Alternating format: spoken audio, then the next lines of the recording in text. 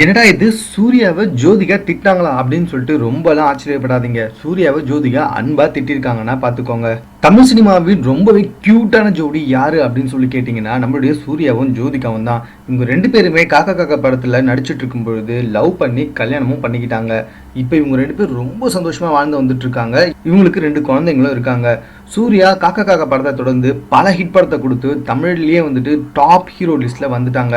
ஆனா ஜோதிகா வந்துட்டு கல்யாணத்துக்கு பிறகு படத்தில் நடிக்கிறதுக்கு குட் பை சொல்லிட்டாங்க. கொஞ்ச நாள் கழிச்சு 36 வயதினை படத்து மூலமா மறுபடியும் ரீஎன்ட்ரி கொடுத்து மக்கள் கிட்ட நல்ல பேர் வாங்கியிருந்தாங்க நம்மளுடைய ஜோதிகா. இப்போ ஜோதிகாவும் ரொம்ப பிஸியா நடிக்க ஆரம்பிச்சிட்டாங்க.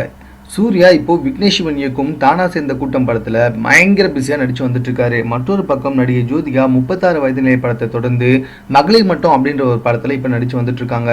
2D என்டர்டைன்மெண்ட் நிறுவனத்தின் இணை தயாரிப்பாளர் ராஜசேகர் பாண்டியன் பேசும்போது, சில நாட்களுக்கு முன்னாடி சூர்யா மகளிர் மட்டும் படப்பிடிப்புக்கு தளத்து திடீர்னு வந்து எல்லாருக்குமே இன்ப அதிர்ச்சி கொடுத்துட்டாரு.